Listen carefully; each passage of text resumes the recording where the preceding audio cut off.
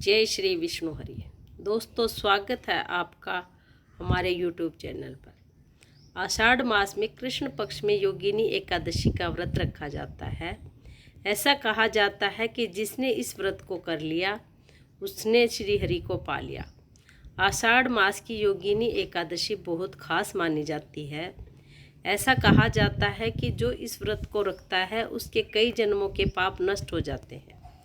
एकादशी का व्रत इस साल 10 जुलाई को रखा जाएगा। इस व्रत के बारे में धर्मराज युधिष्ठिर ने श्री कृष्ण से पूछा था कि आषाढ़ के कृष्ण पक्ष में जो एकादशी होती है उसका क्या नाम है। तब श्री कृष्ण ने जवाब दिया कि आषाढ़ के कृष्ण पक्ष की एकादशी का नाम योगिनी है।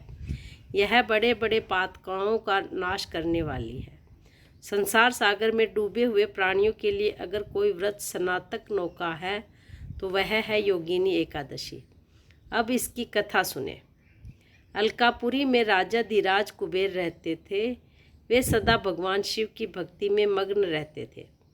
उनके हेममाली नाम का एक सेवक था जो कुबेर के लिए शिव पूजा में इस्तेमाल होने वाले फूल लेकर आता था। हेममाली की पत्नी अत्यंत सुंदर थी। उसका नाम विशाखदालाक्षी था। एक दिन हेममाली कामपाश में आबद्ध होकर अपनी पत्नी में आसक्त हो गया। मानसरोवर से फूल लाकर अपने घर में ही ठहर गया। उधर कुबेर शिव पूजा के लिए फूलों का इंतजार कर रहे थे। उन्होंने दोपहर तक फूल आने की प्रतीक्षा की, लेकिन हेममाली अपनी पत्नी की कामना में आसक्त हो अपनी इच्छा के अनुसार घर में ही रमण कर रहा था। यक्षराज ने कुपित होकर सेवकों से पूछा कि दुरात्मा हेममाली क्यों नहीं आ रहा, इस बात का पता तो लगाओ। तब यक्षों ने सारी बात बताई। यह सुनकर कुबेर को बहुत गुस्सा आया और उन्होंने हेममाली को बुलाया। आने पर हेममाली के नेत्र भय से व्याकुल हो रहे थे। वह आकर कुबेर के सामने खड़ा हुआ। कुबेर ने कहा कि तूने भगवान की अवहेलना की है, अतः कोढ़ से युक्त और अपनी उस प्रियतमा से वियुक्त होकर इस स्थान से भ्रष्ट होकर अन्यंत्र चला जा। कुबेर के ऐसा कहने पर वह उस स्थान से नीचे गिर गया। कोढ़ों से सारा शरीर पीड़ित था, परंतु शिव पूजा के प्रभाव से उसकी स्मरण शक्ति ही रह गई थी। इसके बाद इधर उधर घूमता हुआ वह पर्वतों में श्रेष्ठ मेरगिरी पर्वत शिखर पर गया। वहाँ उसे तपस्या से मुनि मार्कंडेय जी का दर्शन हुआ। पापकर्मा यक्ष ने दूर से ही मुनि के चरणों में प्रणाम किया। मुनि मार्कंडेय ने उनसे सारी बात पूछी।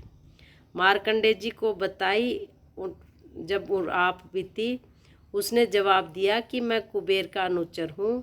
मेरा नाम हेममाली है। मैं कुबेर जी को रोज शिव पूजा के लिए उद्यान से ताज़ा फूल ला कर देता था। एक दिन पत्नी के साथ रहने के कारण मुझे समय का बोध नहीं रहा और राजा धीराज कुबेर ने मुझे श्राप दे दिया, जिससे मैं आक्रांत होकर कोढ़ी हो गया। मैं अपनी पत्नी से बिछुड़ गया। कोई अच्छा कर्म किया था कि आपके पास पहुंच गया।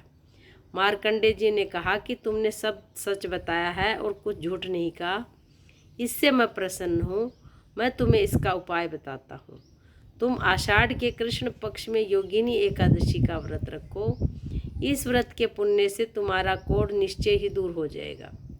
भगवान श्री कृष्ण कहते हैं कि ऋषि की ऐसी बातों को सुनकर हेममाली मुनि के चरणों में गिर गया। इसके बाद मार्कंडेय जी के कहे अनुसार उसने योगिनी एकादशी का व्रत किया, जिससे उसका शरीर पहले जैसा था वैसा हो गया और कोढ़ दूर हो गया। मुनि के कथनानुसार उस उत्तम व्रत का अनुष्ठान करने पर वह सुखी हो गया। कहा जाता है कि जो 88,000 ब्राह्मणों को भोजन कराता है उसका फल जो उसे मिलता है वो फल सिर्फ इस एकादशी के व्रत के प्रभाव से मिल जाता है। जो इस व्रत को रखता है उससे उसके कई पापों का नाश हो जाता है और उसे पुण्य फल मिलता है। इस कथा को सुनने और पढ़ने से भी खास फल मिलता है। जय श्री कृष्ण।